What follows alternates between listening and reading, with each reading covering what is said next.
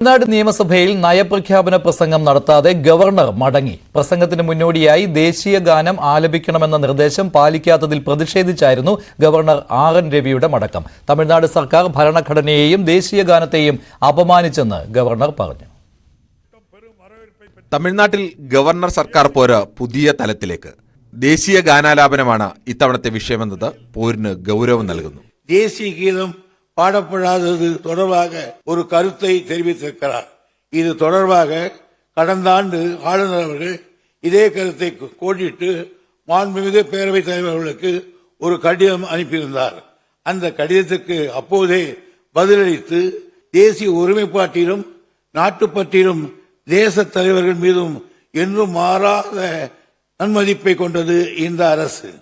പുതിയ വർഷത്തെ ആദ്യ സെഷനിൽ നയപ്രഖ്യാപന പ്രസംഗത്തിനെത്തിയതായിരുന്നു ഗവർണർ ആർ.എൻ. രവി.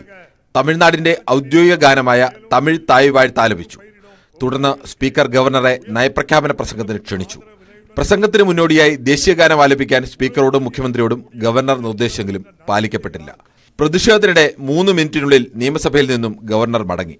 തമിഴ്നാട് നിയമസഭ ഇന്ത്യയുടെ ഭരണഘടനയെയും ദേശീയ ഗാനത്തെയും അപമാനിച്ചെന്ന് ഗവർണറുടെ ഓഫീസ് പിന്നീട് പ്രസ്താവനയിൽ ആരോപിച്ചു. എല്ലാ നിയമസഭയിലും ഗവർണറുടെ പ്രസംഗത്തിന് മുമ്പും ശേഷവും ദേശീയ ഗാനം ആലപിക്കുന്നതാണ് പൊതുരീതിയെന്നും ഓർമ്മിപ്പിച്ചു.